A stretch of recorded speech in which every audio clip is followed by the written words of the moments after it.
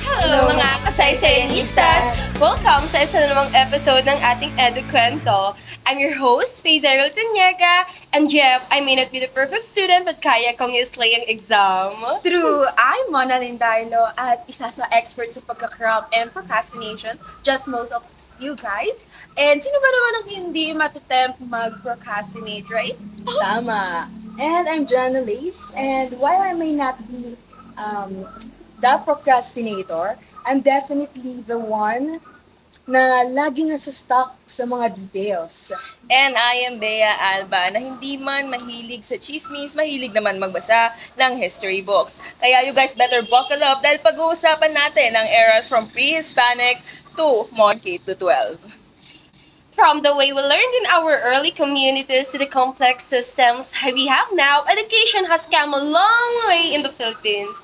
And of course, tingnan natin kung paano nag-evolve ang paraan ng pag-aaral sa bansa, right? Yeah, first up, let's talk about how Filipino learned back before we even have the school in that picture. Let's go back in time, mga kasaysayanistas. Way before the Spanish arrived, actually, when the Philippines was made up of small communities and tribes, imagine nyo, no classrooms, no textbooks, tapos walang formal school, tapos outdoors pa.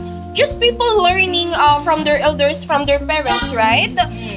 And like we can imagine, sobrang hirap pala nung panahon dati, no?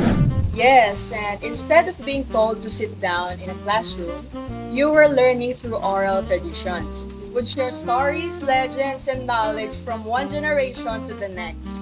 Everything was taught through stories, so education was super personal and hands-on. And alam niyo ba, na isa rin tinuturo dito ang pagtanim ng palay, mangisda, like literal na life lesson. And it wasn't just a practice knowledge, but you also learned the leadership and the social skills and also how to survive the community. Exactly. Pero one thing, wag na wag nating kakalimutan ang ating baybayin, ang ancient writing system ng Pilipinas o ng ating bansa. The Filipino script that existed long before the Spanish rule. As people actually wrote down thoughts and stories in this beautiful script. Imagine kung hindi natin ito nawala nung panahon ng kolonyalismo. Oh my God. Yeah, but of course, lahat yan nagbago when the Spanish colonialization came in. Dahil sobrang daming nagbago. Kaya let's move on to that because boy, it is a big shift. Yeah, that's true. Kaya ngayon, pag-usapan naman natin ang Spanish era. Ano nga ba nangyari sa education system natin during Spanish colonization? Kasi sa pagkakatanda ko, when the Philippines was colonized by Spain, everything has changed, including our education, right?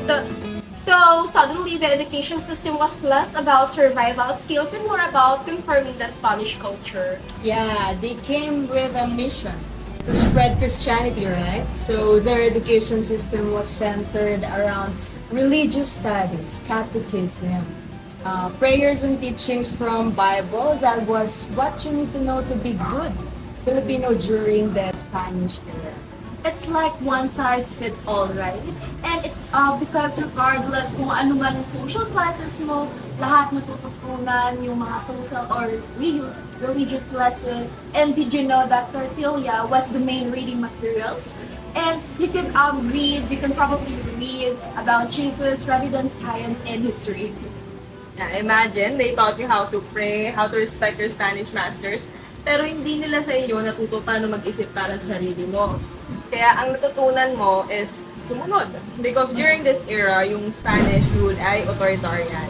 Kaya more focus sila sa pagtuturo ng obedience. Tapos yung critical or independent thought, never siyang na-encourage. Kaya in short, the aim was to indoctrinate rather than empower individuals. Yes, talagang no room for rebellion that time. And kung tatanungin mo ako kung anong language yung gamit, Spanish was the language of instructions. So, if you didn't know Spanish, good luck na lang talaga. Dahil kailangan mo yan matutunan para lang makasunod sa mga lessons. And bukod doon, yan ang official language ng government that time. Yes, that's true. And speaking of classes, hindi niyo ba alam na ang schooling dati was mostly reserved for the elite like mga mestizos or Filipino Spanish were the ones who get the privilege to go to schools.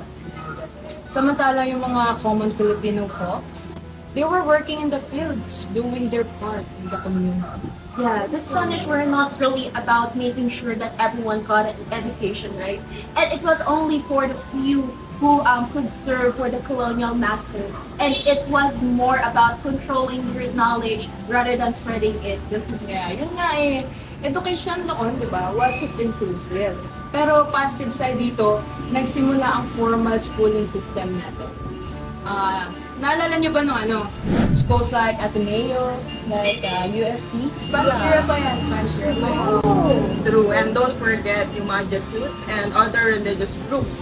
They were also the one running the schools. Kaya so the whole system, it was deeply tied to Catholicism. Kaya you're literally being trained to be a good Catholic citizen of the Spanish Empire. So pagkatapos ng Spanish, dumating naman ang mga Americans noong 1898. But in the year 1901, they introduced public schools, free education, and English as a medium of instruction. Very revolutionary. Totally. Suddenly, the public education became a huge deal. And imagine the roll-up on the formal public school system where for the first time, it wasn't just for the rich, but for all of the people.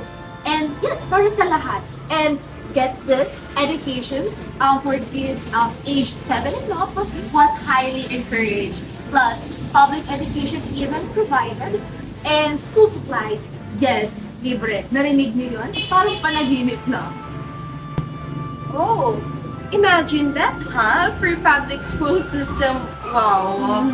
This was huge because it made education available to more Filipinos than ever before. And the language, we finally get to learn English that time. And no more Spanish-only classrooms, guys. Well, thanks to America though. Well, wag muna tayong masyadong excited because the Americanization of the systems also meant that education was more about making Filipinos into good employees rather than making them into critical thinkers. Kasi, but hey, diba, at least was a practical approach, right? Kasi English was seen as a language of the business and government. Kaya so, for me, it was essential to us Filipinos to learn it. Kasi, like today, diba, gamit na gamit siya natin. Plus, they introduced a new curriculum, civics, and more scientific approach to education. The focus was on making Filipinos fit into the American visions of society. Ang civics was there to make sure everyone learned their role in the democratic system. Really? Yeah. And syempre, wag natin kakalimutan ng mga trauma side. Those American teachers who came to teach and play a big role. Kaya in spreading a new system, but let's be real, while we learn English and American values, the Filipino identity was kind of left on back burner. Yeah, sure, we had this new education system, but it was kind of double-edged sword though. We were being taught how to work in the American-style economy, but we didn't really have the tools to think critically about our own culture and history. Think about it, guys. After the Americans, sumunog naman ang mga Japanese. Kasi just hours after their attack on the Pearl Harbor, which happened on December 8, 1941, andyan na sila sa Pilipinas. Kasi grabe, hindi na sila natapos. Pero kakaiba rin naman yung naging influence nila. Kasi they didn't just focus on teaching.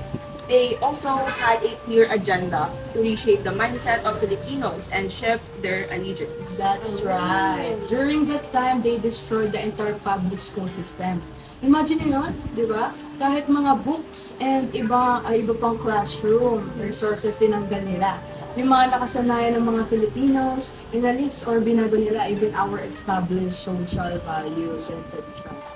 Ibang-iba yung naging approach nila towards Filipinos during that period. Exactly. Ang daming mga changes sa mga education system and isa na doon sa mga in-implement nila yung Military Order No. 2 noong 1942.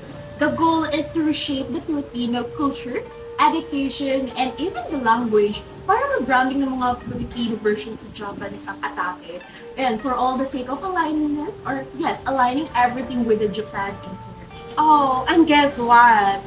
Kanina we were just talking about how grateful we are since Filipinos learned the English language, right? Because of the Americans. Well, sadly, binawi yun ng mga Japanese, and yes, you heard that right. They started banning forgetting the English language to weaken the Western influence and replace it with Nihongo, the Japanese language, together with the use of pro-Japanese books and materials at all levels of education, from hello to konnichiwa, real quick. Yes, kasama na rin sa curriculum nila ang longer school calendar and summer vacation for students. Their curriculum also includes Nihongo as means of introducing and cultivating love for Japanese culture. Japanese culture and language were offered as compulsory courses in school. After all that happened during the Japanese period, we can all agree na Filipinos struggle talaga under their leadership.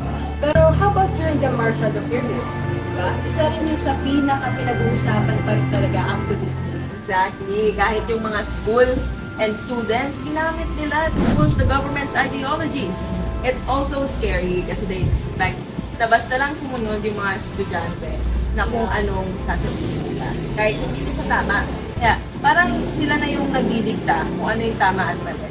Sila na yung nag-iisip para sa lahat. Parang wala ka ng karapatan. Yung mga tao, wala na silang karapatan sa sarili nilang opinion. Hindi lang yan yung mga ginawa nila. Pati pagdating sa mga subjects, lalo na sa history, they rewrote it. They made sure na isipin ng kabataan ng martial law was necessary step for progress. Pero yung totoo, may mga violations and human rights abuses din na nagaganap. Yes, kumbaga they focus on what they wanted to believe or what they wanted people to believe. Yung good side ng martial law, hindi nila tinuro yung buong katotohanan behind it, di ba? Like, sila yung mga nagde-decide kung ano yung part ng history, yung worth remembering. Then, they just left out of the, they just left out the rest and they control the narrative. Speaking of a progressive and inclusive education system, let's now talk about the kind of education system today na meron tayo in the Philippines. So kung paano siya nag-evolve from pre-colonial times to the present day. And fast forward after the independence, the government made an effort to standard the education. However, have been a challenge tulad na access as well as the quality of the education, di ba? And education is not just the academic. Totoo yung sinasabi nila na it is also one of the solutions towards to the poverty reduction and society also the society of social equality and also the holistic development of our country. Yeah, agree ako dyan, girl. Ang Philippines, despite its challenges, committed pa rin talaga sila to improve its education system sa totoo lang. When year 2012 came, in-introduce nila ang K-12 system.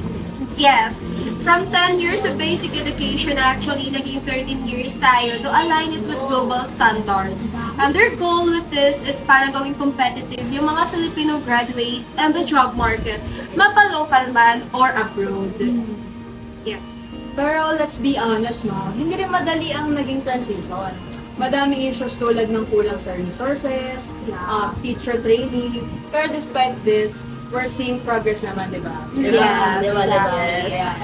Ang issue ngayon sa education is related to technology.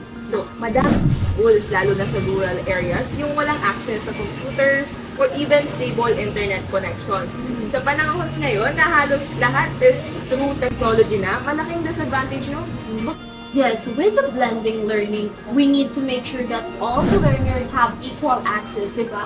Both online and offline materials. Kaya ang importante rin sa mga, important na support ng local government para matulungan and ma-address yung ganitong problem when it comes to the learning. Yeah. Oh, ang bilis ng oras mga kasaysayanistas. We've come with full circles from the pre-colonial days hanggang sa present-day education system ng Pilipinas. Grabe, di ba? Ang daming pinagdaanan, but it's all part of what makes our education system unique actually. Kaya sa ating lahat, students, teachers, leaders, may role tayo to make things better. Hanggang sa muli mga kasaysayanistas, this has been EduKwento, saan kwento ang buhay at ang edukasyon ay tuloy-tuloy. Bye!